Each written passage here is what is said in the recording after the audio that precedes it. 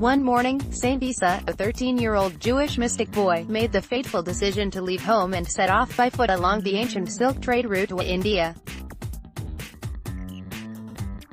His goal was to explore the eternal truths arrived at by the holy men of the Far East. Along his nearly one-year journey across expansive deserts and fertile countrysides, the young saint performed miraculous healings of the sick and taught everyone he met to look within to find the perennial truths of existence. As his journey unfolded, Saint Issa found much solace in the majesty of nature. Most nights, he slept and prayed in the same ancient caves that were once occupied by awakened beings before him. However, on some warm and clear nights, the young saint would simply make camp under the stars. Such experiences were very meaningful for the practicing ascetic. Each day, the Prince of Peace, as he'd later be known by his countless devotees, walked 20 miles 32 kilometers, on foot with only a walking stick, a canteen of water and an alms cup in his hand. The wandering mystic walked on and on until he finally arrived in northern India, at the foothills of the sacred Himalayan mountains. Before proceeding with his climb up those rarefied peaks of wisdom, Saint Issa paused to rest and acknowledge the beauty of his natural surroundings. Moved to tears, he knelt on the ground and recited a short but gracious prayer to the Creator. Heavenly Father, please bless my path to your illumined peaks of wisdom and grace. O God, first cause, last principle and the great source of love, please direct my being so that it may join in complete union with you. After a few moments, Saint Issa got to his feet, bowed to nature's altars before him and began his steep ascent into the high-altitude mountains, where many seekers before him had attained enlightenment. Saint Issa's journey up through the Himalayan foothills, to the villages where he'd heard holy men dwelled, was about 100 miles, 161 kilometers long. However, due to torrential rains, many of the mountain paths were rendered unpassable, and he had to navigate alternate routes. The result was that a challenging 7 to 8 day journey turned into a perilous 2-week test of the young boy's will. Of course, there was no challenge too big for this inspiring being to handle. For out of his thoughts, Saint Issa manifested an endless supply of fruits, breads and vegetables. Whenever he passed through a small village, this Prince of Peace stopped to feed the poor and desperate. As word spread of Saint Issa's charity of spirit, men and women from all over the land traveled to the villages he walked through to receive gifts of food and to touch the young holy man's feet. Feeding the hungry and serving the poor had always been a natural calling for the street, who was affectionately called by different names in the many places he wandered. Finally, on the 13th day of his journey, Saint Issa arrived at a holy Indian village. The township stood at nearly 1,500 feet 152 meters in elevation and offered a dramatic view of the Himalayas. As Saint Issa entered the community, he was humbled to tears to find all of its inhabitants standing at the town center, waiting for him. Men and women showered the wanderer with gifts of food, prayer beads and jewelry embroidered with sacred Hindu and Buddhist mantras. The tall and bearded long-haired saint smiled warmly, bowed and opened up his arms to hug each of the villagers. One by one, each took their turn embracing the young mystic, and many could feel overwhelming love pour from his being.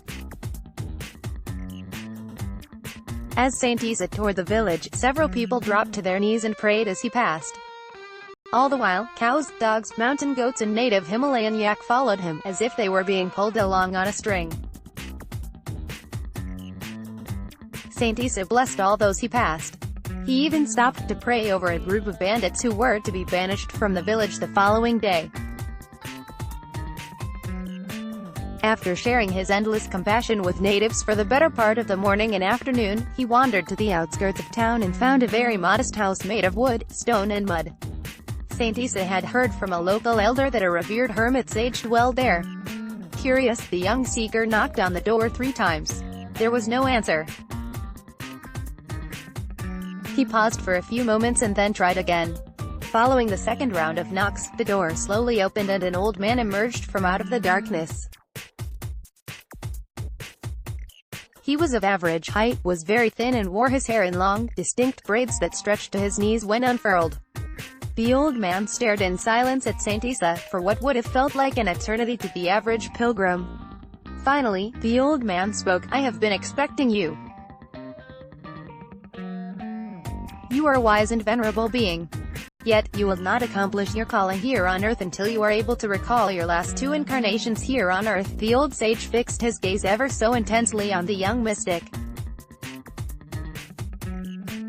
Saint Issa bowed his head in reverence and asked a series of questions in response. "Oh, illumined one, my mind has many questions. Who are you? What can be my calling, other than to serve my heavenly Father in spirit? Why must I acquire knowledge of my last 2 incarnations?" The old sage replied, "My name is Vasudeva Das. I have incarnated on this planet many times throughout eternity. I chose to take birth in this form to help liberate and guide others to their own enlightenment. Your supreme goal, O young noble one, is indeed to serve Brahman and all manifestations of its spirit. However, for you, this role is to be an exalted one. You, dear Street, are a great and liberated soul who has taken this birth to restore the path of peace that has been forgotten in the current age of darkness. It is your dharma to lead the wayward back to self-realization." Saint Issa dropped to his knees and bowed to the old man. He then quietly responded, "But illustrious seer, you still haven't answered my 3rd question. Why is it necessary to acquire knowledge of my last 2 births? Does not the present hold the one within all?" The sage gently placed his hand on the young mystic's head and replied, "You must obtain knowledge of each birth in order to understand your own karmic path, and to gain appreciation of how important your current incarnation is to the world's spiritual development. Once you gain this knowledge, your reason for taking this birth will be felt and realized. You shall attain great things, noble wanderer from the middle regions of the world. It will not be the false greatness of riches and esteem that you will achieve, but the greatness of a prophet, forever ingrained in the hearts of the wise and faithful." Saint Issa bowed for a 3rd time, and then touched the feet of the wise Vasudeva Das before departing from his luminous presence for the evening. The Lord Buddha. For the next year, Saint Issa prayed, meditated, chanted, fasted and served the people of the high Indian village with great love and devotion. Over the course of that time, the wandering saint also set out to remember each of his recent 2 incarnations. After 1 year of practice, the young saint found little success, and at last sat out the counsel of the wise Vasudeva Das once more. Just as before, Saint Issa walked to the outskirts of the village into the home of the hermit sage. The wandering seeker knocked on the door and waited. A few moments passed before Vasudeva Das quietly opened the door and met his guest with the same greeting, "I've been expecting you." Saint Issa then bowed to the old holy man and said, "Illumined one, I still haven't recalled either of my past 2 incarnations. I feel that I may be near a breakthrough, but my heavenly Father hasn't yet revealed such insights to me." Vasudeva Das stepped out of his house and closed the door. He then motioned for the young mystic to kneel before him. Saint Issa was only too happy to oblige, as the old sage placed both his hands on the boy's shoulders and softly replied, "To remember the self, one must forget the self. In forgetting the self, one will find their eternal self within." Vasudeva Das then added, "May I suggest you start repeating the following mantra, Om Tat Sat." "What does that mantra mean, O Holy One?" Om, as you well know by now, refers to the vibration of creation heard throughout the entire universe. Tat means that which is beautiful, loving and omnipresent. And Sat is absolute bliss and truth. Om Tat Sat, then, means the One is the supreme reality and absolute truth. Say this mantra over and over, day and night and day. Repeat it during meditation and say it while working or at rest.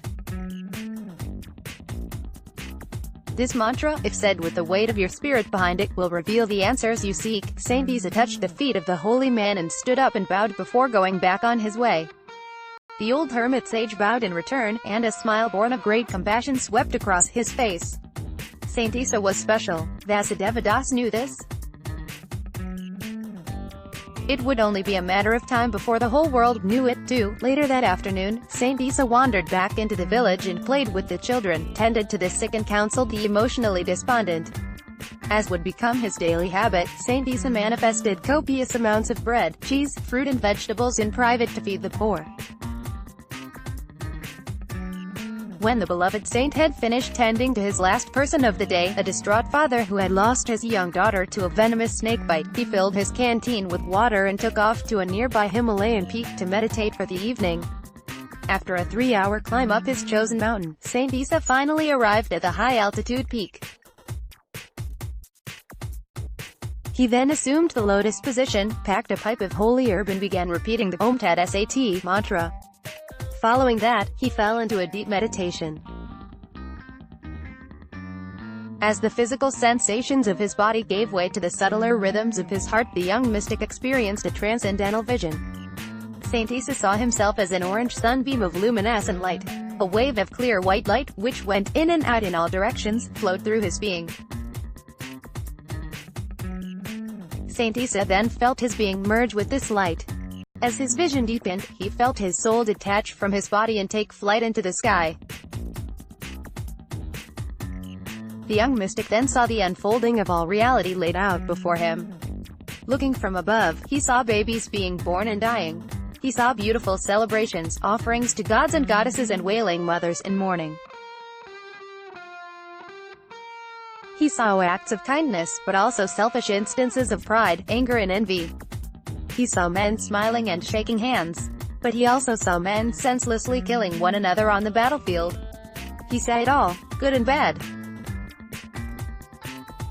The white and dark forces. All of the dualities of humanity lay exposed there before him.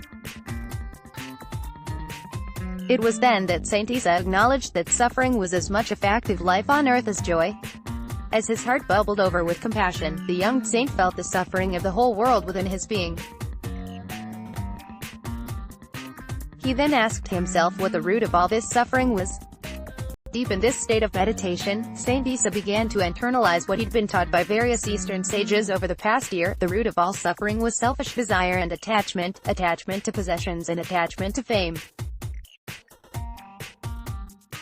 Even the desire to do good could turn into an attachment, if not grounded in pure awareness. Saint Issa began to see that suffering could end if one learned how to live without selfish cravings.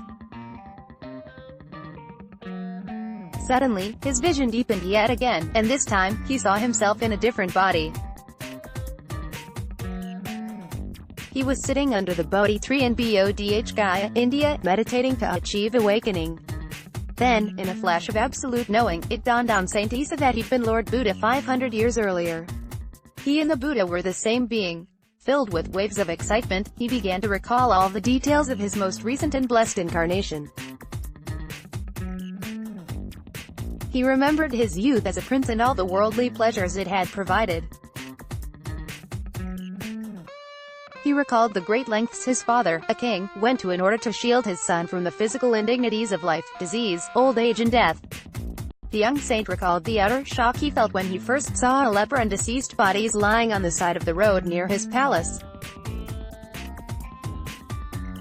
Saint Issa remembered the moment he renounced his palace life and left his home, wife and child in search of enlightenment.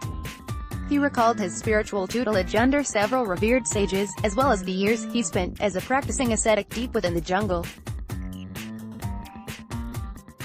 He remembered his ultimate renunciation of asceticism itself, and his hope of finding a middle way between the extremes of the ascetic lifestyle and the indolence of palace life. Finally, this absolute seeker of truth recalled the details of his enlightenment under the Bodhi tree, the forming of his ministry in India and the 45 years of service he devoted to lay people and advanced spiritual seekers. Saint Issa then recalled the final moments of his incarnation as the Buddha, and his